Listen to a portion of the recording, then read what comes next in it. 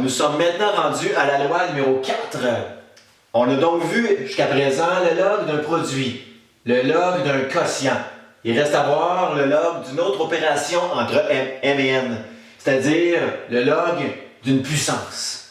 Donc, elle s'intitule donc, bien sûr, le log d'une puissance, cette quatrième et avant-dernière loi. Donc, elle commence ainsi. Le logarithme d'une base quelconque C, mais d'une puissance. Une puissance, c'est clairement M exposant N. Vous verrez que lorsqu'on a le log d'une puissance, ça vous permet de prendre ici l'exposant de l'argument ici en entier et de le placer comme coefficient devant le log. Souvent, je vais dire que l'exposant de l'argument, on peut le garocher, on peut le lancer en avant du log. Donc, c'est équivalent à cette expression, c'est dire le n devant le log de m en bas c. Donc, l'exposant, on peut placer en termes de coefficient devant le log. Voici une petite mini-preuve numérique. Donc, voici un petit mini-exemple. Mettons, je vous parle du log de 8. Le log de 8, vous en convenez que c'est pareil à dire le log de 2 à la 3. 2 à la 3 étant mon ancien argument 8. Donc, selon cette loi, ça vous permet, le log d'une puissance, à prendre l'exposant et de le placer, de le garocher, comme je dis souvent, en avant du log. Pour inscrire que son équivalent à cette expression log d'une puissance, c'est le triple de log de 2 uniquement ici. Ceux qui ne me croient pas, pitonnez le log de 8, ça vous donne environ 0.9, 0.90 et des poussières. Pitonnez 3 fois le log de 2 et vous verrez que c'est le même chiffre, 0.9 et des poussières. Pour comprendre pourquoi ceci est vrai, donc je vais remodeler log de 2 à la 3 pour vous prouver en le remodelant que c'est pareil à dire au triple de log de 2. J'espère que vous êtes prêts. Donc voici la preuve que ceci est vrai. Je répète. Donc le log de 2 exposé en 3, c'est pareil à dire le log de 2 fois 2 fois 2. Donc 2 fois 2 fois 2, c'est l'ancienne puissance 2 exposé en 3. Voici le log d'un produit. On parle de la loi 2. Le log d'un produit peut être recomposé en une somme des logs des arguments séparés. Ce que je vais faire ici à l'instant, par la loi 2. Donc l'équivalent, c'est dire log de produit, c'est la somme des logs des arguments séparés. Donc le log d'un produit, somme des logs des arguments séparés. Et vous en convenez que log de 2 plus log de 2 plus log de 2, c'est pareil à dire entre nous, ben 3 fois log de 2. Donc je vais prouver que le log d'une puissance permet de prendre l'exposant et de garocher en avant du log. Voici le pourquoi que ceci est vrai finalement. La vraie preuve, je ne la ferai pas par manque de temps et découle encore de la loi fondamentale, ce qui n'est pas pertinent ici pour votre compréhension de l'application de cette loi numéro 4. Donc voici ce qu'était la loi qui s'appelle la loi d'une puissance. Donc on vient de voir ensemble les 4 premières lois des logarithmes. D'abord la loi 1 fondamentale, le log d'un produit, le log d'un quotient et finalement la loi qu'on vient de voir ensemble, le log d'une puissance. Pour bien appliquer cette avant-dernière loi, le log d'une puissance, voici 2 petits vrais ou faux. Je vous dis d'avance que parmi ces 2 expressions, il n'y en a qu'une seule qui est vraie. Pensez-y 2 secondes.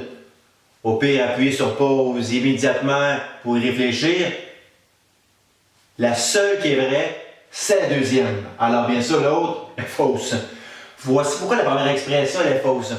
Au départ, c'est faux de prétendre que j'avais ici le log d'une puissance. En réalité, je n'ai pas le log d'une puissance.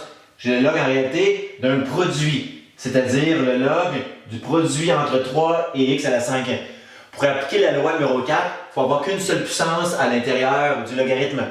Donc en réalité, ici le 5 n'est pas attribué à mon 3. Donc si on dit que ici le 5, on ne peut pas le mettre en avant en termes de coefficient devant le log.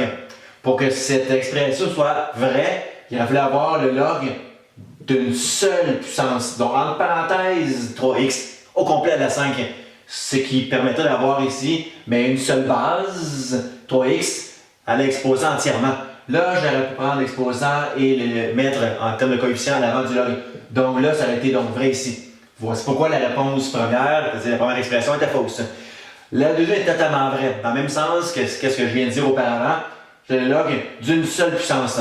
Mon 2 entièrement est attribué à ma base x-1.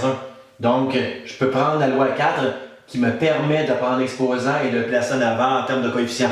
Donc ceci est totalement ma loi numéro 4, le log d'une puissance, bien sûr ici. Voici donc le pourquoi que ces réponses étaient dans l'ordre faux vrai. C'est plus fort que moi. Avant de voir la loi 5, la dernière, voici un dernier exemple pour appliquer correctement les 4 premières lois, c'est-à-dire ici les lois 1, 2, 3, 4. Bon, voici un bel exemple. Regroupons ensemble les logs. Au départ, c'est très tentant, vu que j'ai ici une soustraction, de prendre les 2 logs à soustraire et immédiatement appliquer ma loi 3, c'est-à-dire les 2 logs à soustraire dans le log du quotient. Ici, c'est illégal de faire ceci, car en réalité, je n'ai pas 2 logs qui sont à soustraire ensemble. J'ai 2 logs moins qu'un seul log ici. C'est-à-dire que pour appliquer ma loi 3, ça prend absolument un log moins qu'un seul log. Pas 2 logs moins un log, admettons. Donc, il faut que le 2, je m'en débarrasse. Pour m'en débarrasser, je vais me servir de la loi 4, qui me permet de prendre le coefficient et de le rapatrier en exposant. C'est comme je vais passer du membre de droite vers mon membre de gauche. Je peux autant prendre ici mon exposant puis le garocher en avant du log qu'à rebours prendre le coefficient et de le replacer en exposant de mon argument M. Ce que je vais faire ici à l'instant, je vais prendre mon 2 et je vais le replacer à l'arrière, si on peut dire, en exposant. Donc j'aurai le log de K à la 2 ici. Donc, ce que j'ai présentement, c'est ma loi numéro 4. Je traîne moins le log de 2 ici. Donc, mon but, je te tiens à répéter, c'est regrouper ensemble les logs en un seul log. Là, je suis en business, car j'ai le log de 4 exposé en 2. Le log de 4 à la 2, c'est bien sûr, pareil à dire, le log de 16. Log 16 moins log de 2 que je traîne à nouveau ici. Là, je suis en affaire, parce que le log de 16 moins le log de 2, c'est directement un log moins qu'un seul autre log. Je peux donc appliquer rapidement ma loi numéro 3 qui me dit qu'un log moins qu'un autre log me donne uniquement le log du quotient des arguments. Dans le fond, par la loi numéro 3, 2 logs à soustraire ensemble donnent un seul log regroupé, chose désirée, du quotient entre 16 et 2. Donc du quotient de 16, bien sûr, divisé par 2, ce qui appelle à dire le log de 16 demi, le log de 8. Le tour est joué. Ma réponse de tout ceci regroupé en un seul log était le log de 8.